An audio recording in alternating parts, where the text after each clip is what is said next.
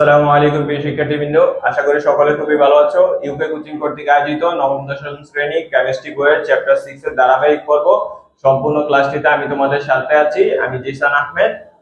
আজকে ক্লাসে পর্ব 1 এ আমরা আলোচনা করব অণু এবং পরমাণুর হিসাব। এই চ্যাপ্টার 6 কে আমরা টোটাল 8টি ভাগে ভাগ করেছি। আজকে আমরা আলোচনা করব অণু এবং পরমাণুর হিসাব সম্পর্কে। তাহলে চলো অণু এবং পরমাণুর হিসাবটা করি। এখানে আমাদের একটি প্রশ্ন আসে 10 গ্রাম NH3 তে অণুর সংখ্যা হিসাব করো।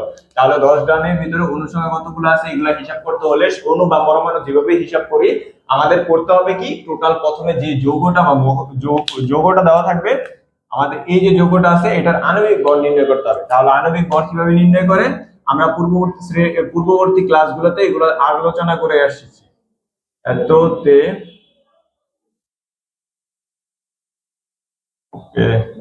NH3 এর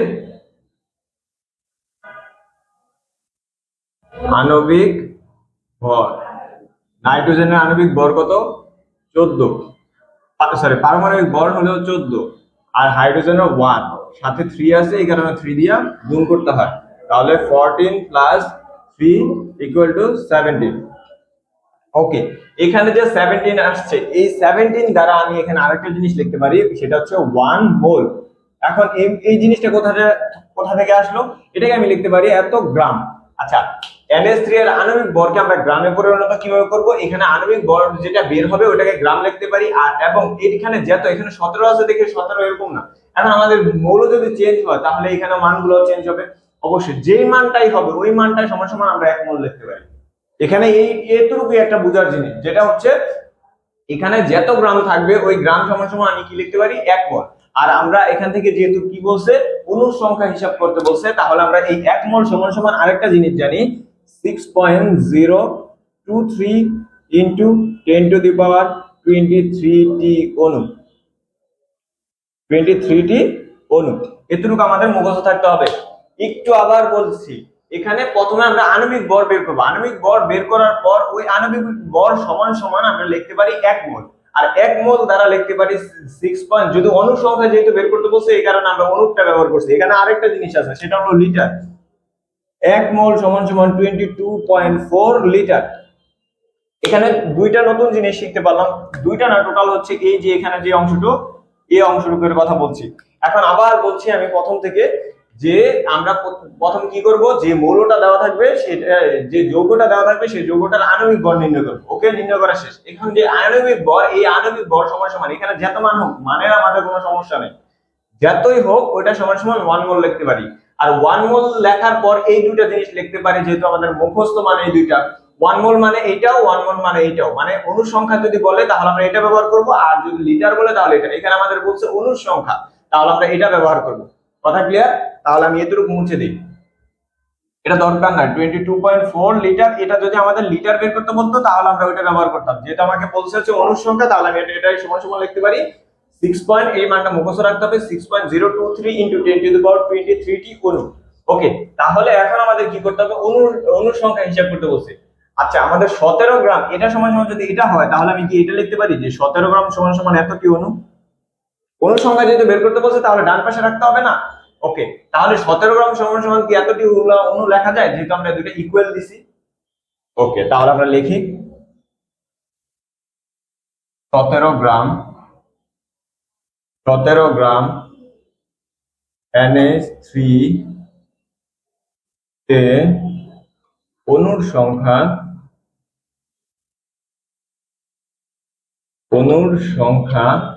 ওকে, এতটুকু অংশ যদি আমি একটা মুছি মানে সুন্দর করে লেখার জন্য, এততে অণুর সংখ্যা কত? 6.এতটি।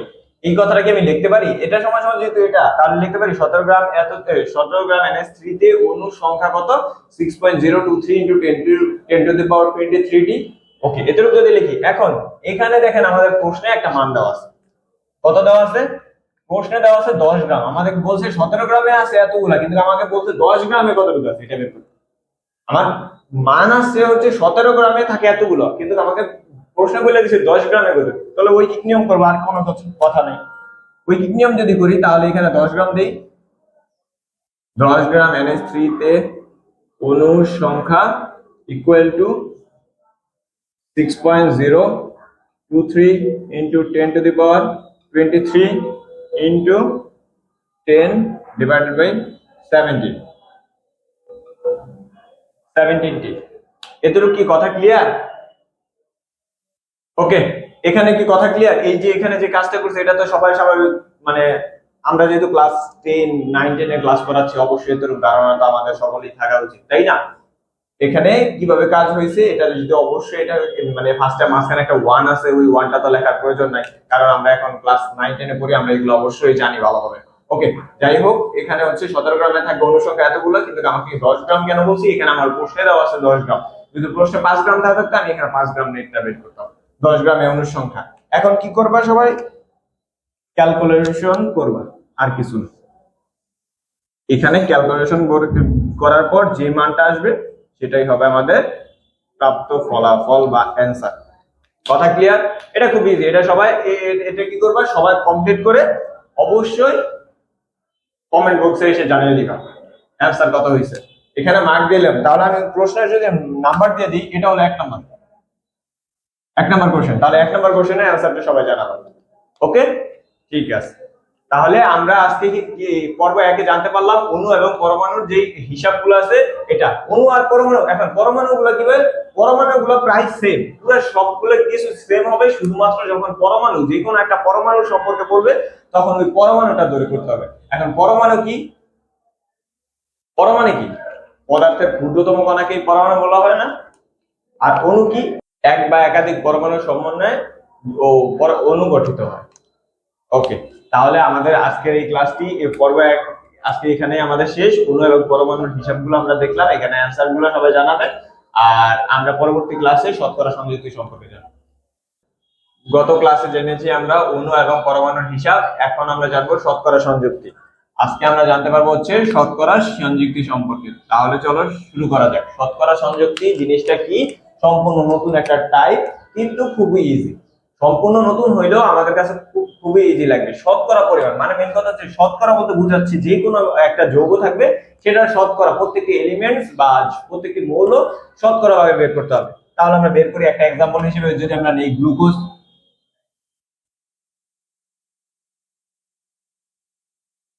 গ্লুকোজ এর শতকরা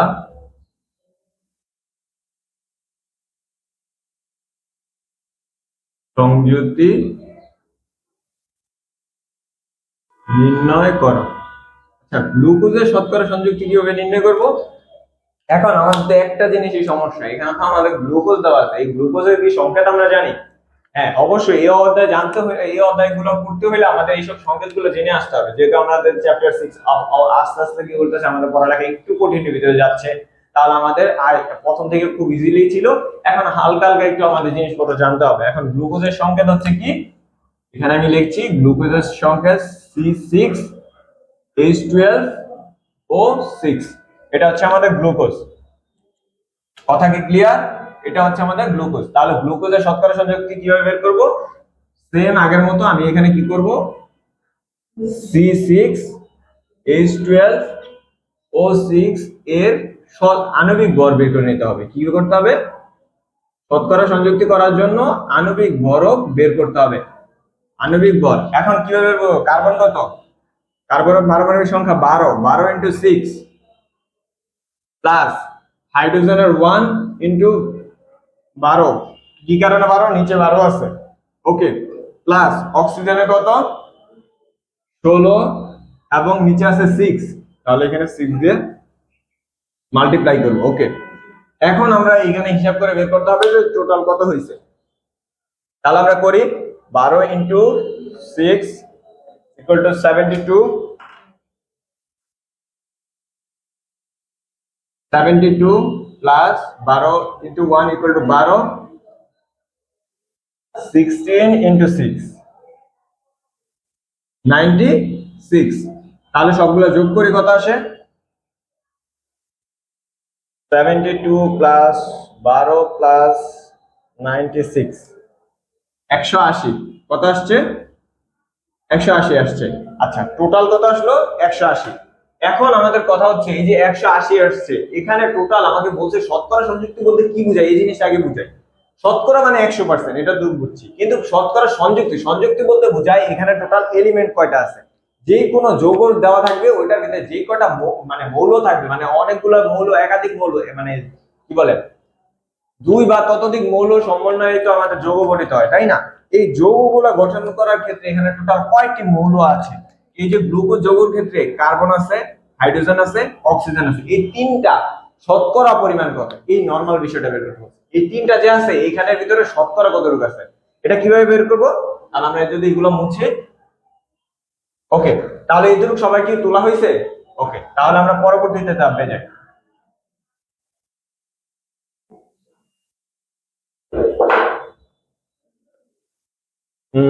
তাহলে আমি এখানে করব হচ্ছে প্রথমে যদি লিখি কার্বন, কার্বন এর শতকরা তিনটা বের করতে বলছে না, কার্বনের শতকরা সংযুক্তি, কার্বনের শতকরা সংযুক্তি সমান সমান এভাবে একটি ভাগের দাগ দিব ইনটু, যেহেতু শতকরা পরিমাণ এই কারণে 100% দিলাম। আমি আবার বলছি, কার্বনের শতকরা সংযুক্তি, শতকরা যদি এখানে দেখে এখানে 100% দিছি, আর এখানে একটা ভাগের দাগ রাখলাম, তার উপরে আর নিচে একটা মান বসাবো। এখন কত বসাবো? এখানে সব সময় কি হবে, নিচে কত হবে, টোটাল যে আণবিক ভরটা বের করছি তা হবে, টোটাল যে আণবিক ভরটা বের করছি, আণবিক ভর কত আসছিল, 180 আসছিল, এই যে 180 বসালাম। এখন উপরে কত বসাবো? উপরে কত বসাবো? উপরে হচ্ছে কার্বনের যেটা বের হয়েছিল, কার্বনের আণবিক ভর কত বের হয়েছিল একটু সবাই যদি আমরা আবার এখানে দেখি, কার্বনের এখানে বের হয়েছিল 72, কত বের হয়েছিল? 72, এখানে দিব 72। একটু যদি আমরা যেহেতু খাতায় সবগুলো লিখছি তাহলে এখানে একটু দেখলেই হবে যে এখানে কত হয়েছিল, কার্বনের এখানে নিচে, কার্বনের নিচে বরাবর ছিল 72, এই যে এখানে আমরা যে লিখছিলাম কার্বনের 72, হাইড্রোজেনের 12, আর হচ্ছে কি বলে অক্সিজেনের ছিল 96। ওকে, এটা এখন ক্যালকুলেশন করব, করলে যত হবে ততই হবে আমাদের অ্যানসার। এটার সাথে অ্যানসারে কি হবে, পার্সেন্ট হইতেই হবে, কারণ শতকরা পরিমাণ পার্সেন্ট হবে। ওকে, দ্বিতীয় অংশটুকু যদি করি, হাইড্রোজেন, কার্বনের পরে কি ছিল, হাইড্রোজেন না? আমাদের সংকেতটা কি মনে আছে গ্লুকোজের? C6H12O6। তাহলে প্রথমে কার্বন, পরে হাইড্রোজেন, তাহলে হাইড্রোজেনে লিখি হাইড্রোজেনের শতকরা সংযুক্তি ইকুয়াল টু, এভাবে একটা দাগ দিব ইনটু 100% দিব। এখানে ঐকিক নিয়ম ভাবে করা যায়, আমি ঐকিক নিয়মে যাচ্ছি না, এভাবে আমাদের সহজ ভাবে হলে ঐকিক নিয়ম করে টাইম ওয়েস্ট করব কেন? এখানে 180 নিচে সব সময় হবে, সবগুলা নিচে 180 কেন হবে, কারণ এটার আণবিক ভর, এই যে গ্লুকোজের যে আণবিক ভর সেটা বের হয়েছিল 180। এখন অন্যান্য যদি যৌগ হয় যেটা হবে সেটা হবে নিচে। এখন হাইড্রোজেন কত ছিল, 12, লিখলাম, এখানে একটা অ্যান্সার আসবে, সেটা হবে পার্সেন্ট। ওকে, এখন আমি যদি করি লাস্টে আছে অক্সিজেন, অক্সিজেনের শতকরা সংযুক্তি ইকুয়াল টু একটা দাগ ইনটু 100%। ওকে, 100% করা হচ্ছে কি, এখানে 180 হবে, আর অক্সিজেন কত ছিল, 96, এখানে তাহলে কত আসবে সেটাই বলবো আমাদের অ্যান্সার, পার্সেন্ট। তাহলে আমরা করি, আমাদের কাছে যেহেতু ক্যালকুলেটর আছে তাহলে আমরা প্রথমটা দিয়ে শুরু করি, 72 ডিভাইডেড বাই 180 ইনটু 100%, 40 আসে।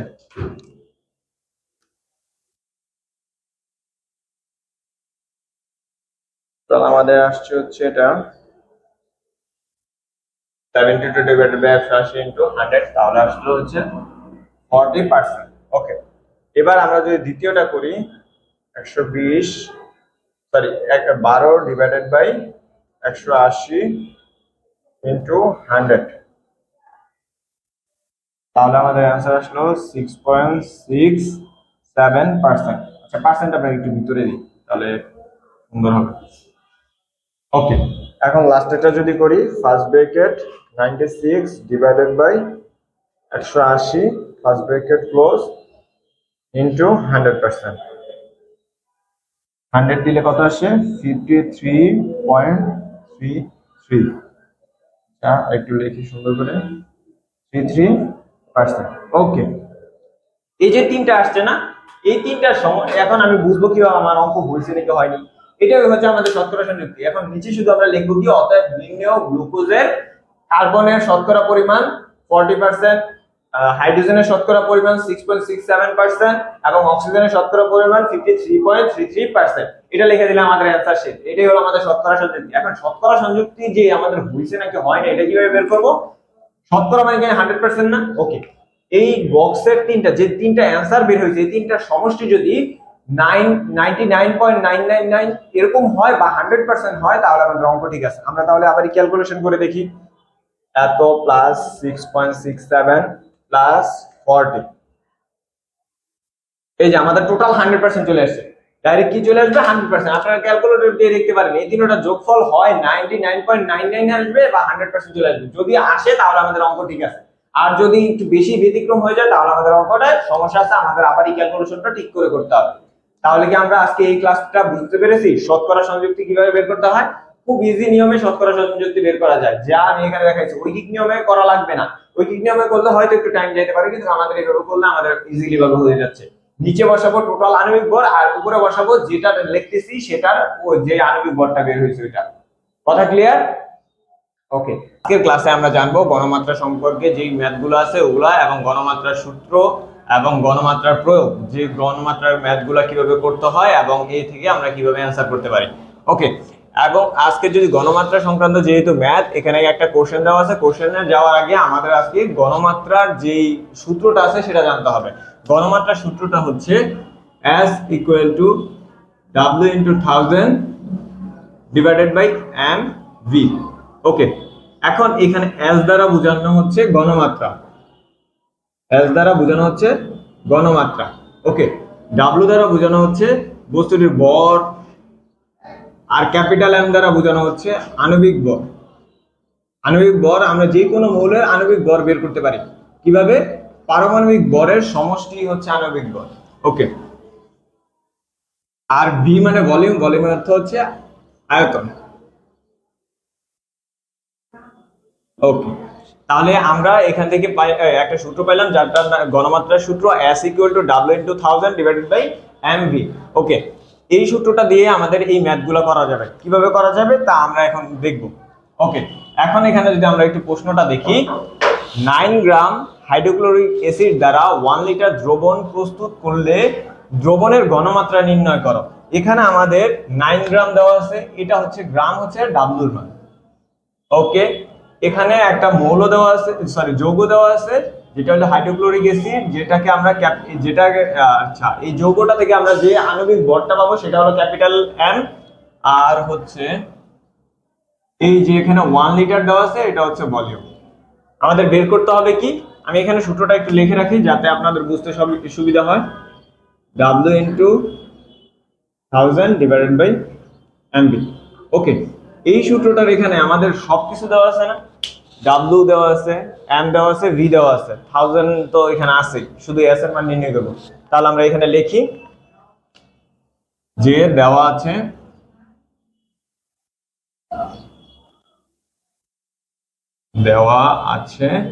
কি কি দেওয়া আছে, W equal to 9 গ্রাম।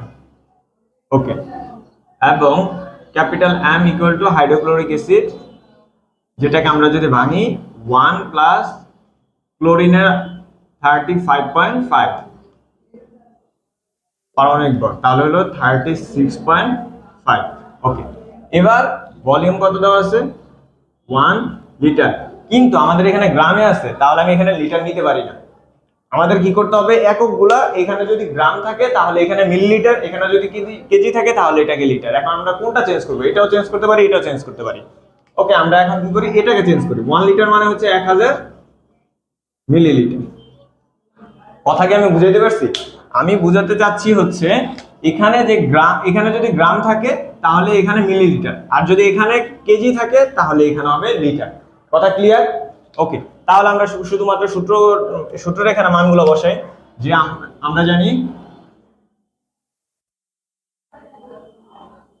আমরা জানি ঘনমাত্রা S equal to W into 1000 divided by mv। Okay, W এর মান কত আসছে আমাদের? 9 গ্রাম। 9 into 1 2 3। ওকে, m এর মান হচ্ছে 36.5 into v এর মান হচ্ছে 1000।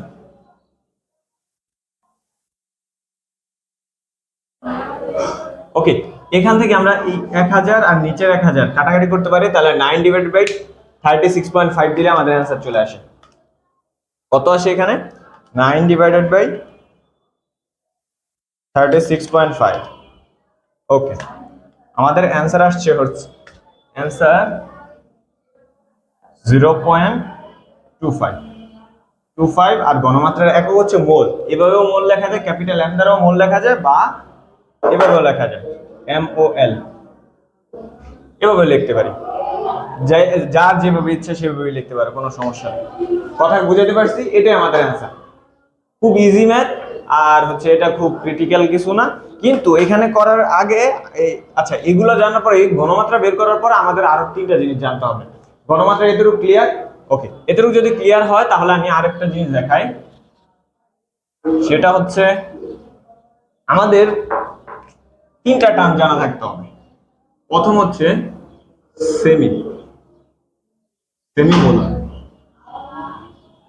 সেমিমোলার, ডেসিমোলার আর একটা হচ্ছে সেন্টিমোলার।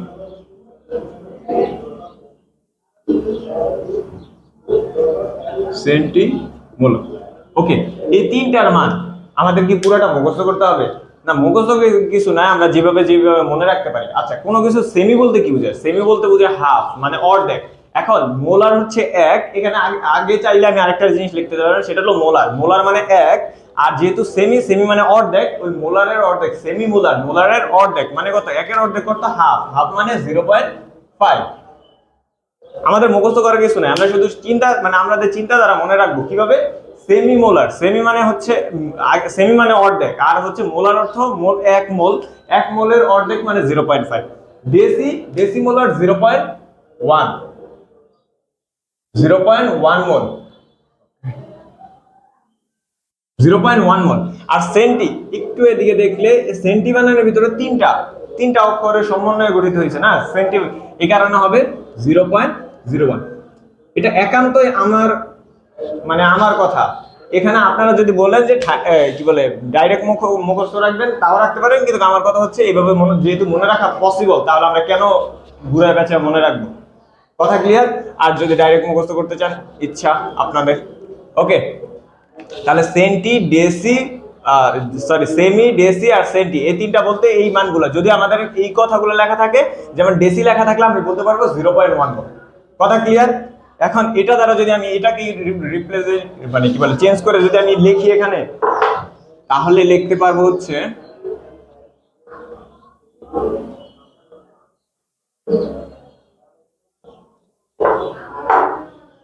আচ্ছা, পুরো প্রশ্নটাই মুছে দিই।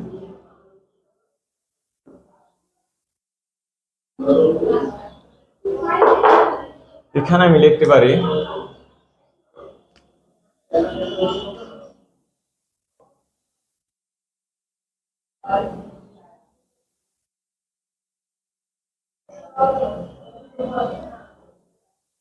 ওকে, আর একটু লেখা হবে।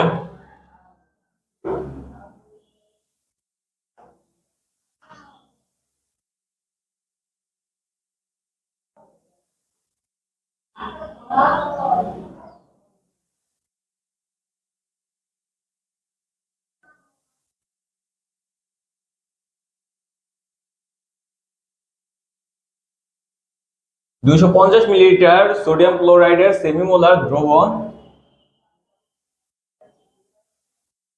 প্রস্তুত করতে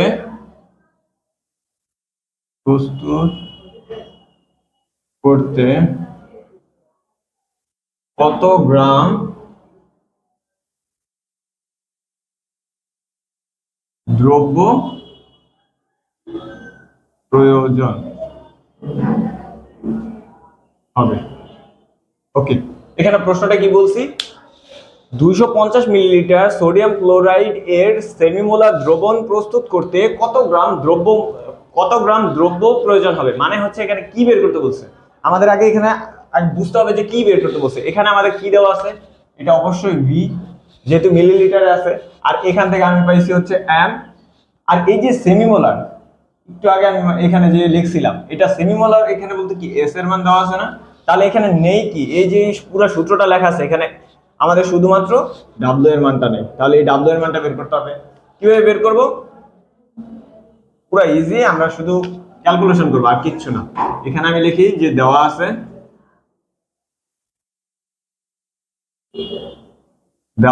কি দেওয়া আছে, ভি এর মান দেওয়া আছে 250 মিলিলিটার, তারপর ক্যাপিটাল এম সোডিয়াম ক্লোরাইড, সোডিয়ামের মান কত, মানে পারমাণবিক ভর কত 23, আর হচ্ছে 35.5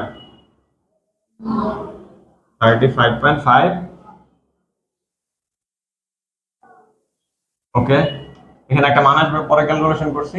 আর এস এর মান কত দেওয়া আছে, সেমি বলতে কি বোঝানো হয়েছে আমি কিছুক্ষণ আগে বললাম, সেমি বলতে অর্ধেক, কত একের অর্ধেক, তাহলে হচ্ছে 0.5 মোল। নাই কি ডাব্লিউ এর মান, তাহলে ডাব্লিউ ইকুয়াল টু হোয়াট। কথা ক্লিয়ার? এখন দেখি এখানে কত আসে, 23 প্লাস 35.5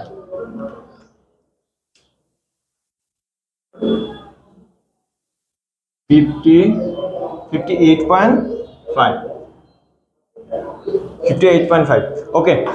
তাহলে আমরা আমাদের ম্যাথটা কমপ্লিট করি। এখানে আমরা তাহলে বলতে পারি, আমরা জানি বা উই নো দ্যাট একই কথা, S equal to W into 1000 divided by MV। ওকে, এখান থেকে আমরা বের করতে হবে W এর মান। তাহলে কি করতে হবে, আর গুণ করতে হবে, এটার সাথে এটা গুণ আর এটার সাথে এটা গুণ। তাহলে আমি লিখি W into 1000 divided by SMV। ওকে, এখন W এর মান নির্ণয় করতে হইলে এই 1000 ওটা নিচে ভাগ চলে যাবে, তাহলে SMV divided by 1000। শুধুমাত্র ক্যালকুলেশন করলেই এটা শেষ। S এর মান কত দেওয়া আছে 0.5, M এর মান কত দেওয়া আছে 58.5, V এর মান কত দেওয়া আছে 250, আর নিচে হচ্ছে 1000। এখানে যা আসবে তা গ্রামে আসবে। কি কারণে গ্রামে আসবে, কিছুক্ষণ আগের ম্যাটটার ভিতরে আমি বলছি, এখানে যদি মিলিলিটার থাকে তাহলে গ্রাম হবে, আর যদি লিটার থাকে তাহলে কেজি হবে। কথা ক্লিয়ার? এটাই আমাদের কাঙ্ক্ষিত সেই আনসার। কথা ক্লিয়ার?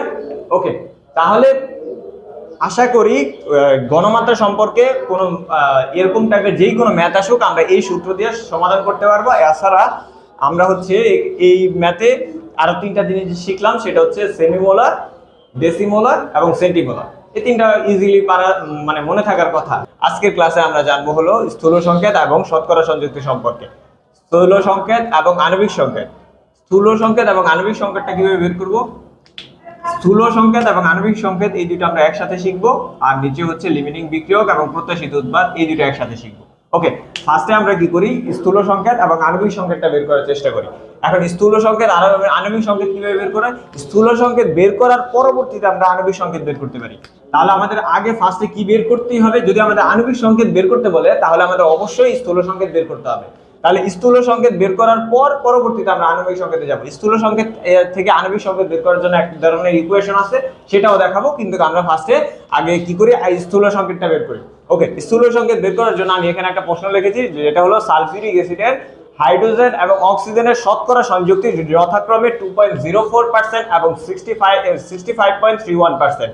এই দুইটার মানে সালফিউরিক অ্যাসিড, আগে আমাদের এখানে যৌগটা জানতে হবে যে এই যে অ্যাসিডটা এটা কিভাবে লেখে, বা আমাদের এটা রাসায়নিক যে সংকেতটা আছে সেটা জানতে হবে। ওকে, পরবর্তীতে দেখি এখানে কি লেখা আছে, অ্যাসিডের শতকরা সংযুক্তি এবং স্থূল সংকেত এবং আণবিক সংকেত নির্ণয় করো। সেখানে আরেকটা জিনিস দেওয়া আছে, সালফিউরিক অ্যাসিডের আণবিক ভর দেওয়া আছে 98 গ্রাম। সবকিছু দেওয়া আছে বুঝলাম, কিন্তু এখানে হচ্ছে আমাদের সালফিউরিক অ্যাসিডের আগে রাসায়নিক সংকেতটা জানতে হবে। সালফিউরিক অ্যাসিডের রাসায়নিক সংকেত কি? ওকে, এটাই আমাদের মূলত বের করতে হবে, এই যে রাসায়নিক সংকেতটা এটাই মূলত বের করতে হবে। এটাই হলো আমাদের আলটিমেটলি যে আণবিক সংকেত। এখন আমাদের এটাকে কিভাবে বের করব সেটাই হলো এই ম্যাথের পুরো প্রক্রিয়া। এই সালফিউরিক অ্যাসিডের ভিতরে আমাদের টোটাল মৌল আছে কয়টা, হাইড্রোজেন, সালফার এবং অক্সিজেন, কিন্তু আমাদের এখানে মৌল দেওয়া আছে শুধুমাত্র হাইড্রোজেন আর অক্সিজেন, সালফারের কোনো কথা বলা নাই। তাহলে আমি সালফার কিভাবে বের করব, সালফারের শতকরা সংযুক্তি লাগবে। তাহলে আমি এখান থেকে বলতে পারি এই ম্যাথে প্রথম থেকে যদি বলি যে দেওয়া আছে কি কি দেওয়া আছে,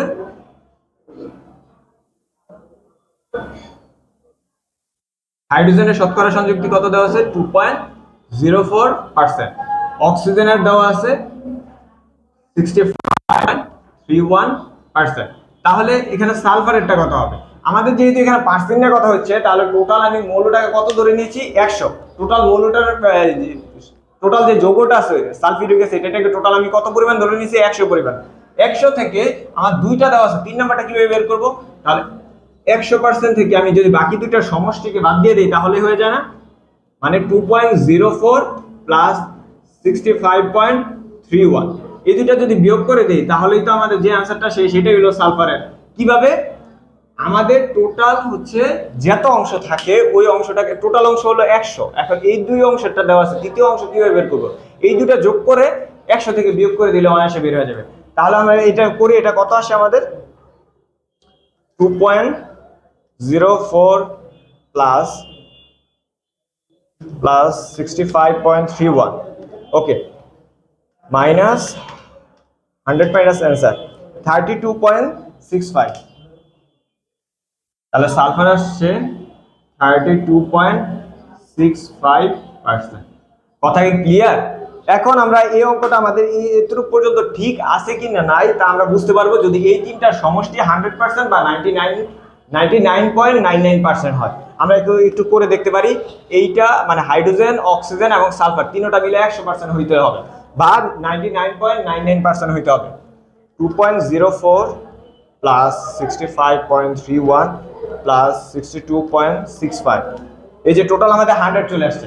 তাহলে আমাদের বোঝা যায় আমাদের এখানে যে শতকরা সংযুক্তিগুলো হয়েছে তার শতকরা সংযুক্তিগুলো ঠিক আছে।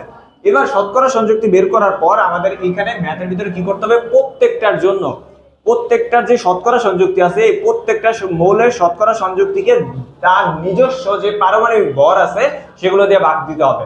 তাহলে আমি এখানে লিখতে পারি, এটুকু যদি লেখা হয়ে থাকে তাহলে আমরা এটাকে একটু সাইডে লিখে দিই। হাইড্রোজেন তো দেওয়াই আছে, শুধুমাত্র সালফারটা লিখলে হবে 32.65%, আর বাকি দুইটা তো উপরে দেওয়াই আছে। ওকে, এটা আমি এখানে লিখে রাখলাম, এটা মুছি। এখানে লিখতে পারি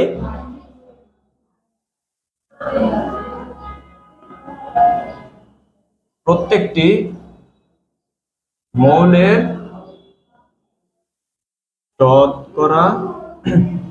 শতকরা সংযুতিকে নিজ নিজ পারমাণবিক ভর দ্বারা ভাগ, পারমাণবিক ভর দ্বারা ভাগ করে পাই। ওকে, প্রত্যেকটার পারমাণবিক ভর দ্বারা ভাগ করতে বলছি। কথা কি এখানে ক্লিয়ার? আমি বলছি যে প্রত্যেকের শতকরা সংযুক্তি, হাইড্রোজেনের শতকরা সংযুক্তি, অক্সিজেনের শতকরা সংযুক্তি, সালফারের শতকরা সংযুক্তি, প্রত্যেকটাকে যার যার, যেমন হাইড্রোজেনের পারমাণবিক ভর 1, অক্সিজেনের পারমাণবিক ভর 60, তারপর সালফারের হলো 32, এগুলো দিয়ে ভাগ দিতে হবে। প্রত্যেকটাকে নিজ নিজ ভাগ দিতে হবে। সেটা কিরকম হবে? সেটা হচ্ছে হাইড্রোজেনের বললাম হচ্ছে শতকরা সংযুক্তি কত 2.04, এটার পারমাণবিক ভর কত 1, এখানে ভাগ দিয়ে অ্যানসার আসবে। অক্সিজেনের কত আছে 65.31, অক্সিজেন হচ্ছে 16, ভাগ দিব। এবং নিচে আছে হচ্ছে সালফার কত আছে 32.65, এটাকে ভাগ দিব কত দিয়া 32 দ্বারা। কেন 32 দ্বারা? কারণ সালফারের পারমাণবিক ভর জানি আমি 32, ভাগ করলে আমাদের এখানে কত আসে একটু করে দেখি। প্রথমটা তো যেটা আছে সেটাই, কারণ 1 দিয়ে ভাগ দিলে যেটা এটাই আসবে 2.04, আর এটাকে যদি করি 65.31 ডিভাইডেড বাই 16 তাহলে আসে 4.08। এটাকে যদি করি 32.65 ডিভাইডেড বাই 32 তাহলে আসে 1.02। ওকে, এই যে তিনটা পাইলাম, এই তিনটা আমাদের কি করতে হবে পরবর্তী ম্যাথের মানে পরবর্তীর ক্ষেত্রে লাগবে। এই কারণে আমি এখানে লিখে রাখি 2.04 অক্সিজেনের হচ্ছে 4.08 আর হচ্ছে সালফার 1.02। ওকে, এখন আমি এই যে এখানে এই কথাটা দ্বারা এখানে যা বুঝাইছি তাই এখানে লিখছি। এটা কিভাবে? প্রত্যেকটি মৌলের শতকরা সংযুক্তি আমাদের দেওয়া আছে উপরে পার্সেন্ট আকারে। ওগুলাকে যার যার মানে নিজ নিজ পারমাণবিক ভর হাইড্রোজেনের পারমাণবিক ভর 1, অক্সিজেনের পারমাণবিক ভর 16 এবং সালফারের পারমাণবিক ভর 32, এগুলো দিয়ে ভাগ দেওয়ার পর যে ভাগফলটা আসবে সেটা আমি লিখছি। এই যে ভাগফলটা এখানে লিখে রাখছি। এরপর পারমাণবিক ভর এখানে যে ভাগফলটা বের হয়েছে, তাহলে এখানে পরবর্তী ধাপটা হবে ক্ষুদ্রতম ভাগফল দ্বারা প্রাপ্ত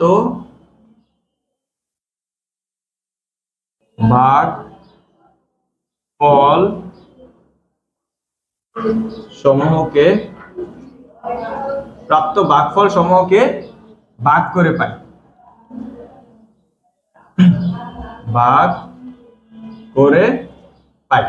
ওকে, এই কথাটা দ্বারা কি বুঝেছি যে ক্ষুদ্রতম ভাগফল এখানে এই তিনটার ভিতরে সবচেয়ে ক্ষুদ্রতম কোনটা?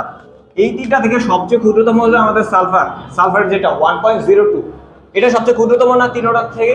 এইখানে বলছি ক্ষুদ্র ভাগফল দ্বারা, এই ক্ষুদ্র ভাগফল দ্বারা প্রাপ্ত ভাগফল কোনগুলো? এগুলো সবগুলো ভাগফল সমূহকে ভাগ করি, মানে হচ্ছে এটা দ্বারা প্রত্যেকটাকে আবারই ভাগ করতে হবে। ইজি কথা। এখানে উপরে যে কথাটা লিখছি তাই কাজ করব। যেমন হাইড্রোজেনের ভাগফল ছিল কত? 2.04। এখন এখানে ক্ষুদ্রতম ভাগফল কোনটা? 1.02 শেষ। তারপর হচ্ছে অক্সিজেনের ছিল 4.08, এটা সবচেয়ে ক্ষুদ্রতম এখানে কত? 1.02। আর হচ্ছে সালফারের ওখানে কত ছিল? সালফারের ছিল 1.02, তাহলে ভাগও হবে 1.02। এটাকে ভাগ করলে আমি পাচ্ছি 1, এটাকে ভাগ করলে কত পাবো আর এটাকে ভাগ করলে কত পাবে সেটা দেখব। তাহলে আমি এখানে করি 2.04 ডিভাইডেড বাই 1.02, তাহলে আসবে এখানে 2, এখানে আসলো 2, আর এটা কত আসে একটু দেখতে হবে আমাদের।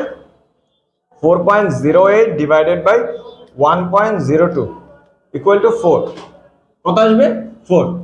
ওকে, এতরূপ করার পরে আমি আমাদের স্থূল সংকেত পেয়ে যাব। স্থূল সংকেত করার জন্য আমাদের শুধুমাত্র এতরূপ করা প্রয়োজন। এতরূপ করার পরে আমরা স্থূল সংকেত পেয়ে যাব। কিভাবে স্থূল সংকেত পেয়ে যাব? এতরূপ লেখা শেষ হলে আমি এখান থেকে এতরূপ মোছার পর এটা মুছে দিই, সমস্যা নেই, কারণ আমরা তো এখানে লিখছি। এখানে পরবর্তীতে যে ভাগফলটা কত বেরিয়েছে? হাইড্রোজেনের ছিল 1, সালফারের ছিল, হাইড্রোজেনের কত ছিল? 2 ছিল, 2, সালফারের ছিল হচ্ছে 1, অক্সিজেনের ছিল 4। এগুলো পাইলাম না এখানে ভাগফল, মানে কি ক্ষুদ্রতম ভাগফল দ্বারা সবগুলোকে ভাগ করার পর এগুলো পেয়েছি না। ওকে, এখন এখানে লিখবো হচ্ছে অতএব স্থূল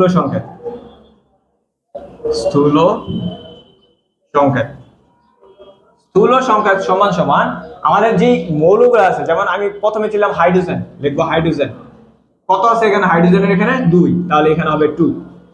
কথা কি বুঝতে পারছি? এখানে হাইড্রোজেন যেতে হবে, যে কটা থাকবে এখানে নিচে সেই কটা সংখ্যা লিখবো হাইড্রোজেন।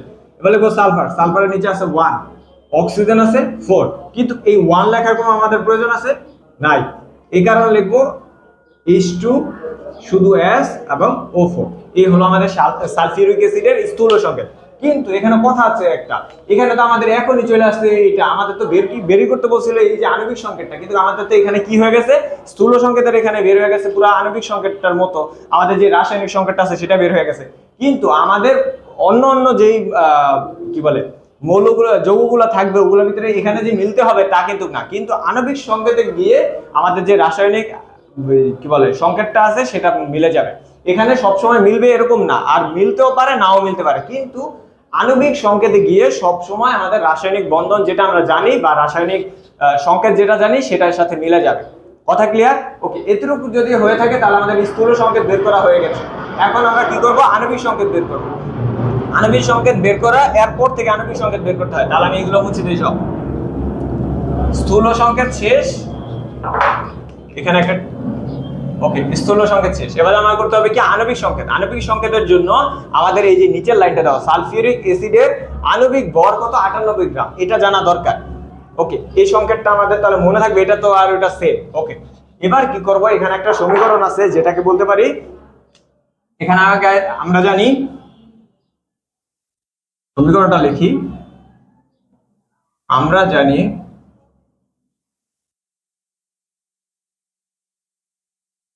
আণবিক সংকেতের ভর, আণবিক সংকেতের ভর ইকুয়াল টু স্থূল সংকেতের ভর ইন্টু n। ওকে, এখান থেকে আমাদের এই n এর মান নির্ণয় করতে হবে। এখন আণবিক সংকেতের ভর কত, এই যে আণবিক সংকেত কোনটা, এটাই না লেখাই আছে সালফিউরিক অ্যাসিডের আণবিক সংকেত। এখন এটাই আণবিক সংকেত আমাদের, এটা কত কত দেওয়া আছে 98। স্থূল সংকেতটা কি পেয়েছি H2SO4 এর ভর, এটা না স্থূল সংকেত কি আমাদের এটা ছিল না একটু আগে যে বের করলাম স্থূল সংকেত H2SO4, আর এই n এর জায়গায় n। ওকে, তাহলে যদি আমি এখানে 98 লিখি, এটাকে যদি ভাঙি তাহলে 1 × 2 প্লাস 32 প্লাস 16 × 4 পুরোটা, তারপর ইন্টু n। এটা করলে কত আসে, এটা করলেও 98 আসবে। তাহলে n এর মান কত, n = 1।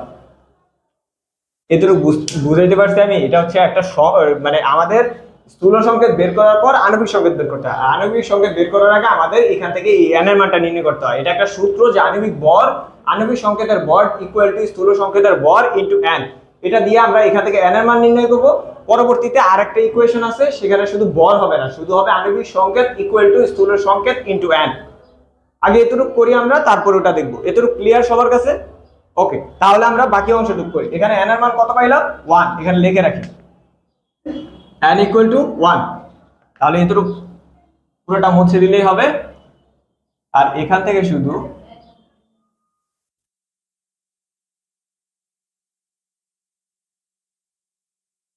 ওকে, এখন আবার লিখবো আমরা এইভাবে। আমরা জানি বা অতএব দিয়ে শুরু করতে পারি, আণবিক সংকেত ইকুয়াল টু স্থূল সংকেত ইনটু n। এখন আমাদের কি করতে হবে, আণবিক সংকেত বের করতেছি। তাহলে স্থূল সংকেত কত ছিল H2SO4, এটা ছিল না স্থূল সংকেত। আর n এর মান কত, n এর মান 1। এখন 1 দিয়ে সবকিছুকে মাল্টিপ্লাই করলে কত আসে, সেমই আসবে H2SO4। এটাই হলো আমাদের সেই আণবিক সংকেত। তাহলে আমাদের স্থূল সংকেতও বের করা হলো, আণবিক সংকেতও বের করা হলো। সব সময় এই প্রসেসেই স্থূল সংকেত আণবিক সংকেত দুইটাই বের হবে। কথা কি ক্লিয়ার? সব সময় স্থূল সংকেত এবং আণবিক সংকেত বের করা, আণবিক সংকেত বের করার আগে আমাদের অবশ্যই স্থূল সংকেত বের করতে হবে। তারপর যে প্রসেসটা দেখালাম এভাবেই সব সময় হবে। আর এখানে আমি আবারই বলে দিচ্ছি যে স্থূল সংকেত আণবিক সংকেত মিলেও যাইতে পারে আর নাও মিলতে পারে, কিন্তু স্থূল সংকেত না মিললেও আণবিক সংকেত সবসময় আমাদের ওই যে রাসায়নিক যে সংকেত আছে তার সাথে মিলে যাবে। আর রাসায়নিক সংকেতকে মানে বলতে পারি ওয়ান কাইন্ড অফ আণবিক সংকেত। লিমিটিং বিক্রিয়ক এবং প্রত্যাশিত উৎপাদ সম্পর্কে। লিমিটিং বিক্রিয়ক এবং প্রত্যাশিত উৎপাদ আগের ম্যাথগুলোর মতোই স্থূল সংকেত এবং আণবিক সংকেতের মতো, যে আণবিক সংকেত এবং স্থূল সংকেত বের করার জন্য, আণবিক সংকেত বের করার জন্য অবশ্যই কি করতে হয়েছে, আমাদের স্থূল সংকেত বের করে নিতে হয়েছে। পরে আবার প্রত্যাশিত, এখানে প্রত্যাশিত উৎপাদ বের করার জন্য আমাদেরকে লিমিটিং বিক্রিয়ক বের করে পরে প্রত্যাশিত উৎপাদ বের করতে হবে। এখন আমাদের এতটুকু জানতে হবে যে লিমিটিং বিক্রিয়কটা কি। লিমিটিং বিক্রিয়ক হলো কোন বিক্রিয়ায় যে বিক্রিয়ক অবশিষ্ট থাকে না তাকে বলা হয় লিমিটিং বিক্রিয়ক। আমি আবার বলতেছি, কোন বিক্রিয়া যে বিক্রিয়কটা কি থাকবে না, অবশিষ্ট থাকবে না, সেটাকে বলা হয় লিমিটিং বিক্রিয়ক। এখানে একটা প্রশ্ন আছে, প্রথম পাত্রে 5 গ্রাম ম্যাগনেসিয়াম, দ্বিতীয় পাত্রে 10 গ্রাম অক্সিজেন এবং তৃতীয় পাত্রে দুটো মিক্স করা হচ্ছে, বলছে যে মিশ্রণে লিমিটিং বিক্রিয়ক নির্ণয় করো। তাহলে আমি আগে ফার্স্টে লিমিটিং বিক্রিয়ক নির্ণয় করি। লিমিটিং বিক্রিয়ক নির্ণয় করার আগে আমাদের মিশ্রণটি করতে হবে। যদি মিশ্রণ করি ম্যাগনেসিয়ামের সাথে যদি আমি অক্সিজেন বিক্রিয়া করি, তাহলে আমাদের তৈরি হচ্ছে ম্যাগনেসিয়াম অক্সাইড। এখন ম্যাগনেসিয়াম অক্সাইডের জন্য এবার আমাদের কি করতে হবে, ব্যালেন্স করতে হবে। ব্যালেন্স করতে হলে ম্যাগনেসিয়াম এখানে এক অণু, এখানে এক অণু, কিন্তু অক্সিজেন এখানে আছে কত, 2 অণু। তাহলে এখানে কি করতে হবে, সামনে 2 দিতে হবে, তাহলে এখানে আবার ম্যাগনেসিয়াম 2 অণু হয়ে গেল, এখানে ম্যাগনেসিয়ামের আগে আবার 2 দিতে হবে। কথা ক্লিয়ার? এটা হলো আমাদের সমতাকরণ বা ব্যালেন্স যেটা বলি। তাহলে ম্যাগনেসিয়াম অক্সাইড তৈরি হলো, যে এই ম্যাগনেসিয়াম অক্সাইডের আমার প্রত্যেকটা কি করতে হবে, প্রত্যেকটার পারমাণবিক আণবিক ভর বের করতে হবে। পারমাণবিক ভর দিয়ে এটাকে গুণ করতে হবে। তাহলে করি 2 ইনটু ম্যাগনেসিয়ামের কত 24, তাহলে কত হয় 480।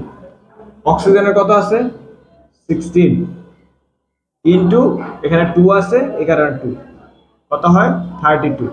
আচ্ছা, লিমিটিং বিক্রিয়ক, এটা নামই হচ্ছে বিক্রিয়ক, তাহলে আমার উৎপাদ দিয়ে কোনো প্রয়োজন আছে? এগুলাকে আমরা বলতে পারি না প্রথমের এই অংশগুলোকে বলা হয় বিক্রিয়ক এবং পরের গুলাকে বলা হয় উৎপাদক, তাই না?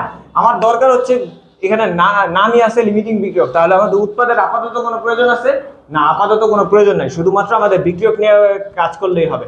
তাহলে এখানে এটাকে আমি লিখতে পারি এত গ্রাম, আর এটাকেও লিখতে পারি 32 গ্রাম। তাহলে এখানে ম্যাগনেসিয়াম আছে 48 গ্রাম এবং অক্সিজেন আছে 32 গ্রাম। এতটুকু যদি হয়ে থাকে তাহলে আমরা পরের ম্যাথে যাই। এখানে লিখে নেই ম্যাগনেসিয়াম 48 গ্রাম, অক্সিজেন আছে হচ্ছে 32 গ্রাম। ওকে, এখন এক ধরনের ঐকিক নিয়মের মাধ্যমে আমরা এই লিমিটিং বিক্রিয়কটা বের করব। কিরকম? সেটা হচ্ছে 48 গ্রাম ম্যাগনেসিয়াম বিক্রিয়া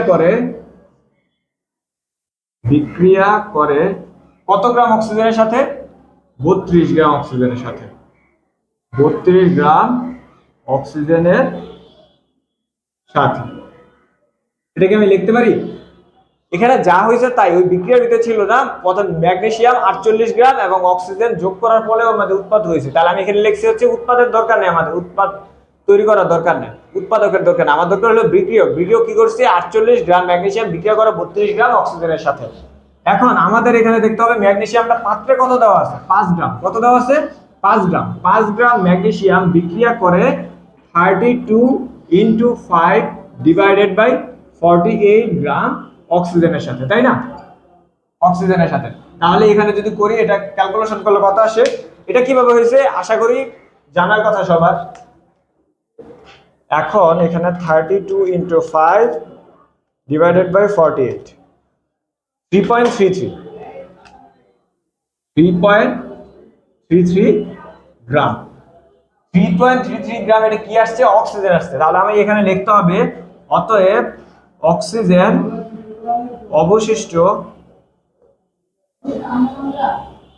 অবশিষ্ট থাকবে। আচ্ছা, আমাদের অক্সিজেন আসছিল কত গ্রাম?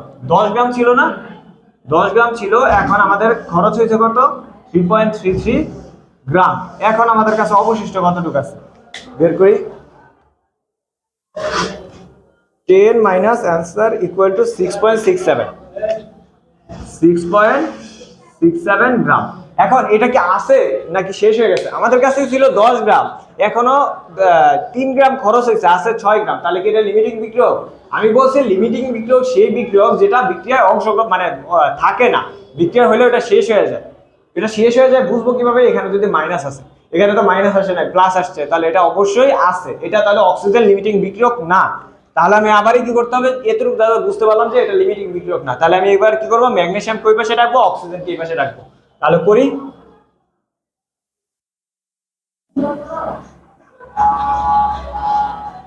এবার লিখতে পারি 32 গ্রাম অক্সিজেন বিক্রিয়া করে 48 গ্রাম ম্যাগনেসিয়ামের সাথে।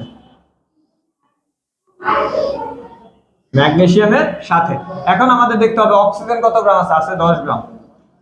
10 গ্রাম অক্সিজেন বিক্রিয়া করে 48 ইনটু 10 ডিভাইডেড বাই 32 গ্রাম ম্যাগনেসিয়ামের সাথে। ওকে, এখন এখানে কত আসে? 480 ডিভাইডেড বাই 32, 15 গ্রাম। কত গ্রাম? 15 গ্রাম ম্যাগনেসিয়ামের সাথে, তাই না? ওকে, এখন ম্যাগনেসিয়াম আসছে কত গ্রাম? 15 গ্রাম, কিন্তু আমার আছে 5 গ্রাম। তাহলে কি এটা শেষ হয়ে গেছে না? আমার বলছে হচ্ছে, তাহলে এখানে লিখবো ম্যাগনেসিয়াম অবশিষ্ট আছে কতটুকু অবশিষ্ট আছে? আমার এখানে আছে হচ্ছে 5 গ্রাম। এখন কথা হলো এখানে যে যারা 15 দিবে তাদের তো দুটোটাই ধনাত্মক আসবে। আমি বলছি উদ্দীপকে যেটা দেওয়া থাকে সেটা আগে, পরে এখানে একটা লিখতে হবে। এর আগেরটা কি করছি, 10 মাইনাস 3.33 বাদ দিছি, তাহলে হচ্ছে 6.667। আর এখানে কি করতে হবে, উদ্দীপকে যেটা দেওয়া আছে, আমার দেওয়া আছে 5 থেকে 15 বিয়োগ করব, তাহলে অবশ্যই আমাদের -10 আসবে, 10 গ্রাম। এই যে মাইনাস চিহ্ন দ্বারা বোঝায় আরো ঘাটতি, এটা হচ্ছে ঘাটতি, আরো লাগবে। আরো কত গ্রাম লাগবে? 10 গ্রাম দরকার, কিন্তু আমার ছিল 5 গ্রাম, লাগবে আরো 10 গ্রাম। এই মাইনাস দ্বারা বোঝা হচ্ছে এটা শেষ হয়ে গেছে। কে শেষ হয়ে গেছে? ম্যাগনেসিয়াম। তাহলে এই বিক্রিয়ায় লিমিটিং বিক্রিয়ককে ম্যাগনেসিয়াম, অতএব বলতে পারি ম্যাগনেসিয়াম লিমিটিং বিক্রিয়ক। কথা কি ক্লিয়ার? তাহলে আমরা বলতে পারি ম্যাগনেসিয়াম হলো এই বিক্রিয়ার লিমিটিং বিক্রিয়ক। এখন লিমিটিং বিক্রিয়ক বের করতে পারছি যেহেতু, প্রত্যাশিত উৎপাদও বের করতে পারবো। লিমিটিং বিক্রিয়ক বের করার পর একটা শুধু এরকম ছক করলেই প্রত্যাশিত উৎপাদ বের করা পুরো ইজি। কথা ক্লিয়ার? তাহলে করি। এর ক্ষেত্রে এখন আমি এতক্ষণ কিন্তু বিক্রিয়ক নিয়ে কাজ করতেছিলাম, তাহলে এবার আমার কি করতে হবে, আবার একটু বিক্রিয়াটা দেখাইতে হবে। বিক্রিয়াটা কি ছিল? ম্যাগনেসিয়াম, আচ্ছা বিক্রিয়াটা অন্য কালার দিয়ে দেখাই। Magnesium plus oxygen, magnesium oxide, ব্যালেন্সের জন্য 2, এখানে তাহলে 2। ওকে, এখানে আসছিল আমাদের 48 গ্রাম, 32 গ্রাম। এবার উৎপাদ, নাম কি এটার? উৎপাদ। তাহলে অবশ্যই এবার কাজ কি আসে? উৎপাদের কাজ আছে। তাহলে উৎপাদ করি, 2 ইন্টু ম্যাগনেসিয়ামে কত?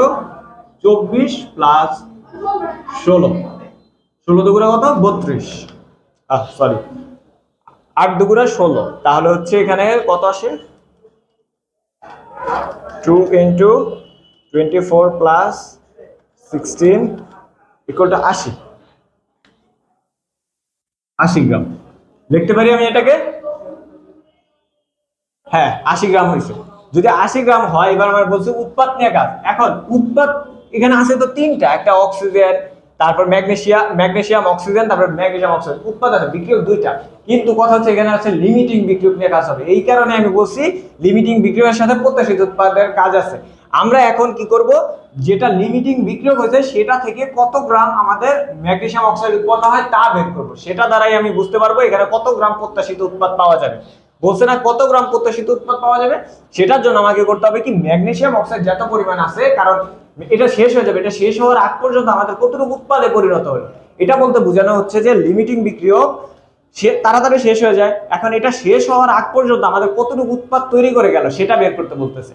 তাহলে আমি যদি ম্যাগনেসিয়াম এটা থেকে বের করলাম, বের করে দেখলাম হলো 48 গ্রাম আছে, এখানে আছে 80 গ্রাম, তাহলে আমি এটাকে এইভাবে লিখতে পারি যে 48 গ্রাম ম্যাগনেসিয়াম থেকে উৎপাদটা কি, এখানে আমি একটু ব্রেকেটে লিখলাম ম্যাগনেসিয়াম অক্সাইড। তাই ম্যাগনেসিয়াম অক্সাইডটা উৎপাদ না? আপনারা যদি চান উৎপাদ লিখতে পারেন, নাইলে ডাইরেক্ট ম্যাগনেসিয়াম অক্সাইড ইচ্ছা। ম্যাগনেসিয়াম অক্সাইড 48 গ্রাম ম্যাগনেসিয়াম অক্সাইড থেকে উৎপাদ পাওয়া যায়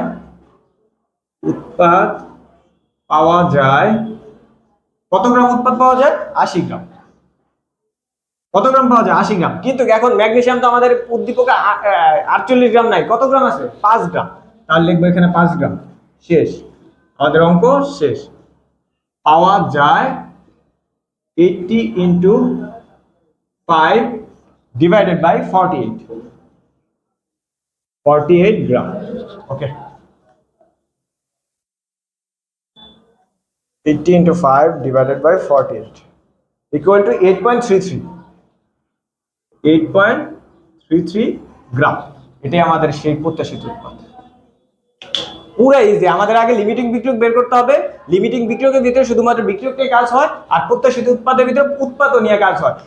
তখন প্রত্যাশিত উৎপাদ বের করার সময় শুধুমাত্র লিমিটিং বিক্রিয়ক যেটা থাকবে সেটাতে, মানে লিমিটিং বিক্রিয়ক কি, আমি আবার সহজভাবে বলি, লিমিটিং বিক্রিয়কটা হচ্ছে যেটা বিক্রিয়া করে শেষ হয়ে যায়। এখন শেষ হওয়ার আগ পর্যন্ত আমাকে কতটুকু আউটপুট দিল, মানে আমাকে কতটুকু উৎপাদ দিল সেটা বের করতে হবে।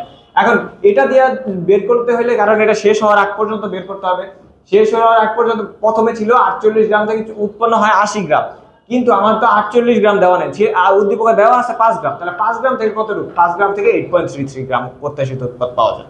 এটাই হলো আমাদের সেই প্রত্যাশিত উৎপাদ এবং লিমিটিং বিক্রিয়ক। আমাদের এই ম্যাথের মাধ্যমে আমাদের যে টপিকগুলো ছিল এই টপিকগুলো শেষ হয়েছে, যে কি বলে 6 নম্বর চ্যাপ্টারে। পরবর্তী ক্লাসে আবারই আপনাদের সাথে দেখা হবে, সে পর্যন্ত ভালো থাকেন, আল্লাহ হাফেজ।